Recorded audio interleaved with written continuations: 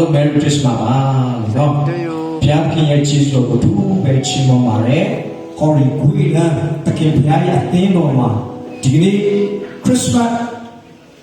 ဝတ်ပြုကိုဝယ်ချင်တဲ့သူ Christmas ရဲ့ဝမ်းမြောက်ဖွယ်ရာတည်ငေါ Christmas ဤအနှစ်သာရ Christmas ဤကျွယ်ဝခြင်းပြည့်စုံခြင်းပေကျွန်ုပ်တို့အားလုံးအတွက် Christmas ဒီညီတိအရာဖြစ်တယ် Christmas ဒီဘာဖြစ်တယ်လဲဆိုတာကိုကျွန်တော်ရောက်ရှိတိုင်းကျွန်တော်နှလုံးသွင်းဆင်ခြင်ခွန်အားယူရမှာဖြစ်ပါတယ်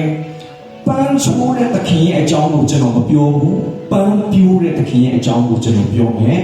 တတိကလောကအကြောင်းကိုကျွန်တော်မပြောဘူးတသက်စာထာဝရအကြောင်းကိုကျွန်တော်ပြောသွားမှာဖြစ်တယ်အဲ့ဒါကသခင်ယေရှုခရစ်တော်ဘုရားမွေးဖွားခြင်းရဲ့ဝမ်းမြောက်ဖွယ်ရာခရစ်စမတ်လာကအဲ့ဒါပဲဖြစ်တယ်ဒါကြောင့်ခရစ်စမတ်ကိုပြောလိုက်တဲ့အခါမှာလူတွေတော်တော်များများကနားလည်ထားတာခရစ်စမတ်ကတော့ခရိယန်ရဲ့ပွဲပါငါတို့နဲ့မဆိုင်ပါဘူးခရစ်စမတ်ကတော့ခရိယန်မိသားစုတွေစုံစုံညီညီနဲ့ဝတ်ပြုကြတယ်ကိုယ်ွယ်ကြတယ်ချီးမွမ်းကြတယ်အရာဝေးရနီးဆွေမျိုးမိတ်တွေကနီးစပ်ရဝန်းကျင်ဒေသမှာရှိတယ်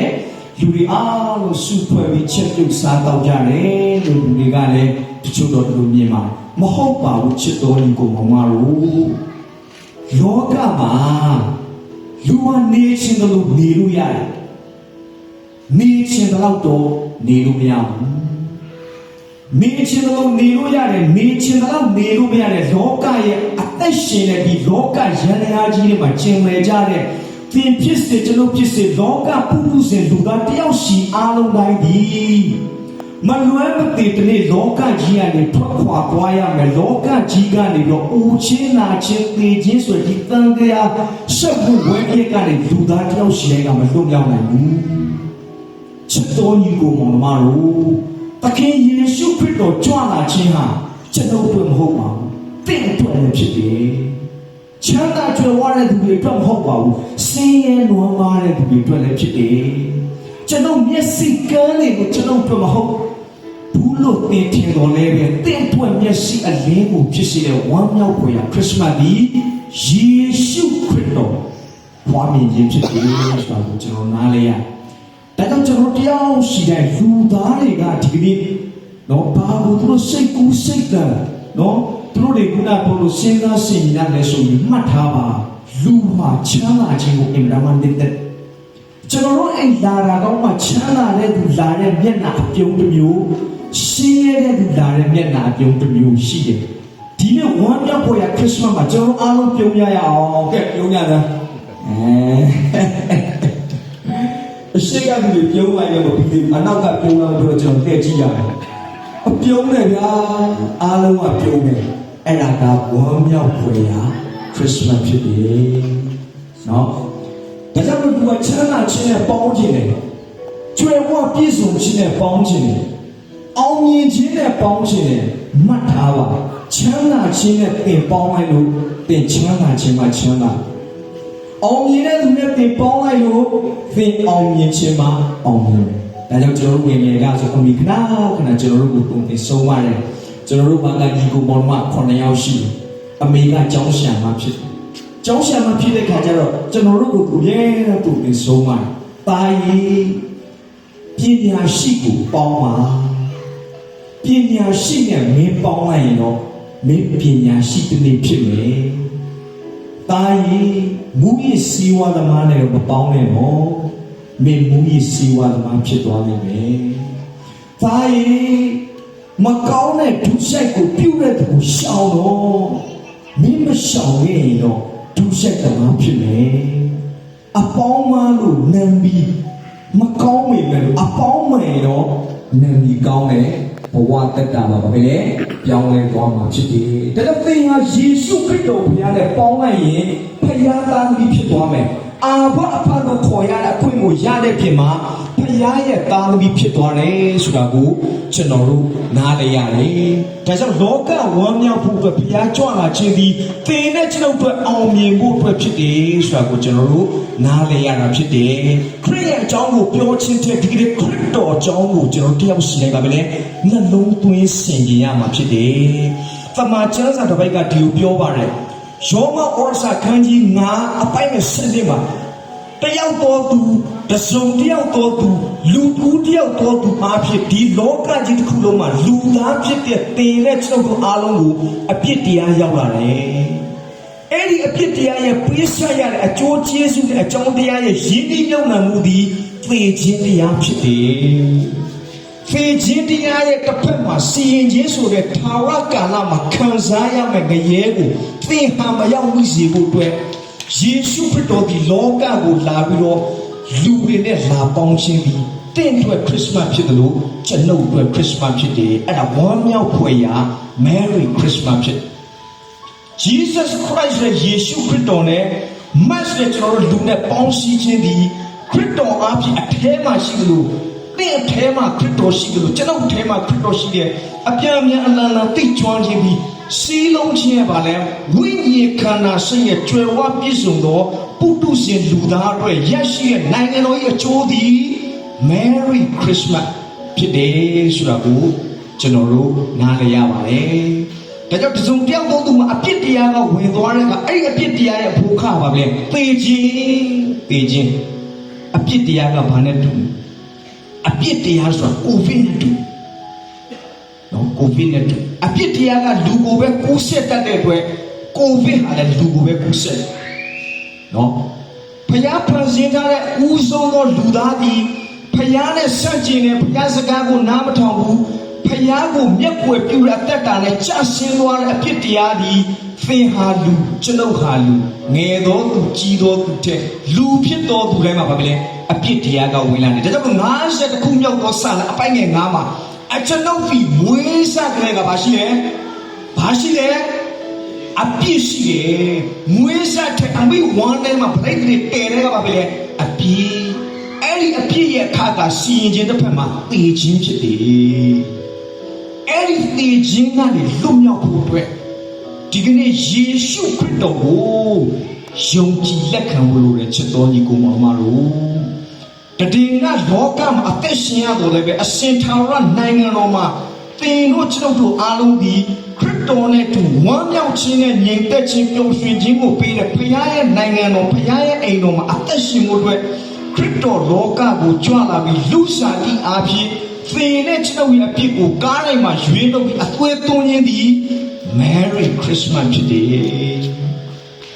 ချစ်တော်ညီကိုမောင်မတို့တကယ်တော့တထေးကြီးတယောက်ရှိတယ်တကယ်ကိုချမ်းသာတဲ့တထေးကြီးကစီးစိမ်ဥစ္စာတွေကျွယ်ဝများပြားတယ်ပိုင်ဆိုင်မှုတွေများကြီးရှိတယ်သို့တော့အဲ့ဒီတထေးကြီးမှာပါဠိတယောက်ပဲရှိ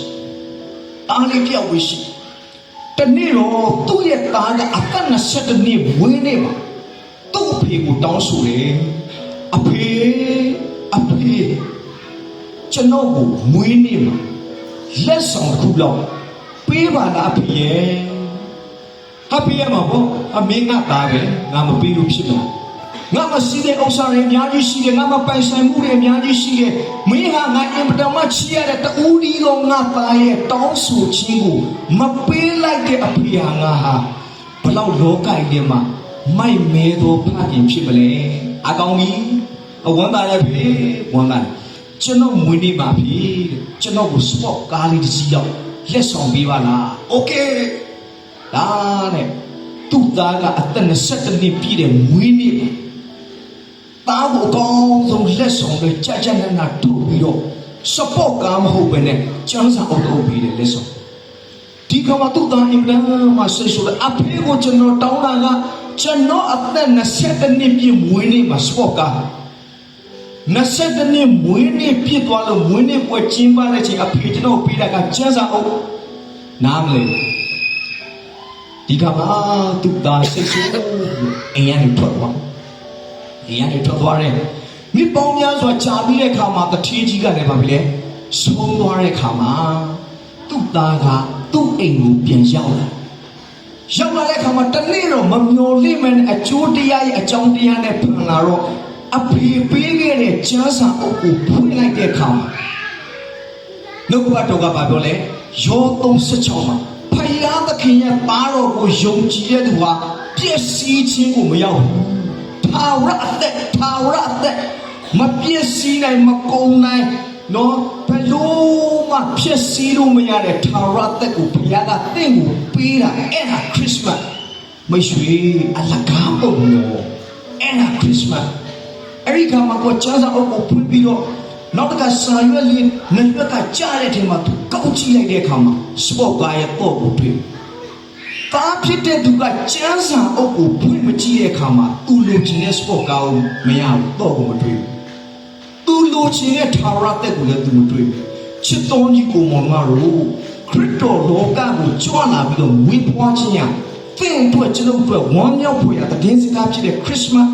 ဒီခရစ်စမတ်ချိန်ကာလမှာသင်ပါကိုရွေးကြည့်မလဲသင်ရဲ့အသက်တာရဲ့အနာဂတ်ကိုသင်ဘယ်လိုဖြတ်သန်းမလဲသင်ကိုချစ်တဲ့ခရစ်တော်ရဲ့မေတ္တာကိုသင်ဘယ်လိုတုံ့ပြန်မလဲအဲ့ဒါခရစ်စမတ်မှာသင်စဉ်းစားဖို့ဖြစ်တယ်ဒါကြောင့်ချစ်တော်ကြီးကိုမောင်မတို့ခရစ်စမတ်အကြောင်းခရစ်စမတ်ရောက်လာတဲ့အခါမှာခရစ်စမတ်အကြောင်းကိုကျွန်တော်တို့ကြားရတယ်ခရစ်စမတ်ရဲ့ဒီဘတ်တော်ကိုကျွန်တော်တို့မြင်ရတယ်သို့တော်လည်းပဲတနည်းပြီးတနည်းကျွန်တော်တို့မယိုးသွားလေဆိုတာထက်တနည်းပြီးတနည်းပိုပြီးရင့်ကျက်လာသောယုံကြည်သူရင့်ကျက်လာသောခရိယန်ခရစ်တော်၌တည်သောအသက်တာရှင်ပြန်ထမြောက်ခြင်းနဲ့ဝင်စားရမယ့်နိုင်ငံတော်မှာတင့်အတွက်ဘုရားပြင်ဆင်ပေးထားတဲ့အရာရှိတယ်ဆိုတာကိုဘယ်တော့မှသင်မမေ့ပါနဲ့မရှိဒါကတော့အင်မတန်မှအရေးကြီးပါတယ်ယောမဩရစာခန်းကြီး6ပိုင်းက23မှာအပြစ်တရားရဲ့အခါဟာမှထားပါသေခြင်းဖြစ်တယ်အဲ့ဒီသေခြင်းကလွတ်မြောက်ဖို့တလမ်းပဲရှိတယ်အဲ့ဒီသေခြင်းရဲ့တစ်ဖက်မှာတင့်ကိုစောင့်နေတဲ့စီရင်ခြင်းကလွတ်မြောက်ဖို့တလမ်းပဲရှိတယ်အဲ့ဒီသေခြင်းရဲ့တစ်ဖက်မှာကျွယ်ဝပြည့်စုံတဲ့နိုင်ငံတော်ချမ်းသာတဲ့ကိုဝင်စားဖို့အတွက်တင့်အတွက်ပဲတလမ်းပဲရှိတယ်ဒီခရစ်စမတ်မှာဘယ်လမ်းကိုကျွန်တော်ရွေးမလဲလမ်းမရင်တော့ကျွန်တော်တို့အဆုံးဖြစ်သွားမယ်လမ်းမရင်တော့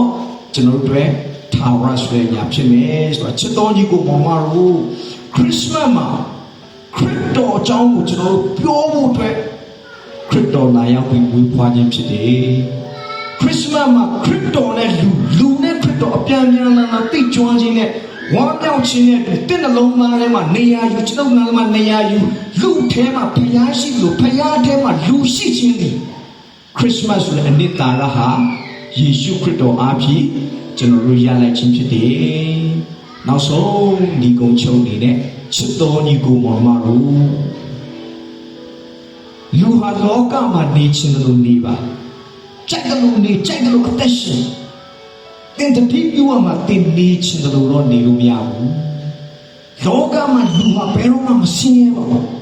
ကျွန်တော်တို့ဘယ်တော့မှမဆင်းရဲဘူးကျွန်တော်တို့မှာအိမ်ရှိလူမဖြစ်ခင်အမိရဲ့ဝမ်းတွင်ကအမိရဲ့တည်းအိမ်မှာကျွန်တော်လူဖြစ်တယ်ဟောဒီလောကရဲ့ခဏတတည်းကယာယီမှာကျွန်တော်အိမ်မှာကျွန်တော်လူဖြစ်တယ်ပြီးတဲ့အခါမှာကျွန်တော်ယုံကြည်သူတယောက်ဖြစ်တဲ့အခါမှာအသက်ရှင်ဘုရားကိုဝတ်ပြုကိုးကွယ်ချီးမွမ်းနိုင်ဖို့အတွက်ဘုရားသခင်ပြင်ဆင်ပေးထားတဲ့ဝတ်ပြုကိုးကွယ်ရာအိမ်ရှိတယ်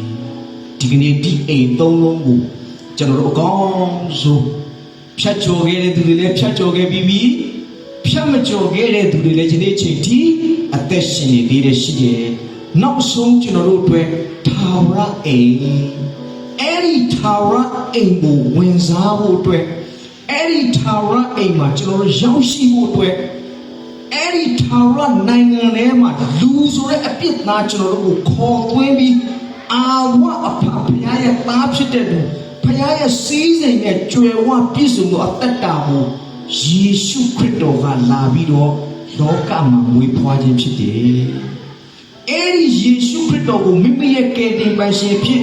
သင်နောက်ကနဲ့ဝန်ခံပြီးစိတ်နှလုံးကနေယုံကြည်ရင်နောက်ဆုံးလောကကထွက်သွားတဲ့အခါမှာထာဝရဆိုတဲ့အိမ်မှာတင့်တွဲအရှင်နဲ့ရှိပြီးသားဖြစ်တဲ့မိတ်ဆွေ။ဒါကြောင့်ခရစ်စမတ်မှာ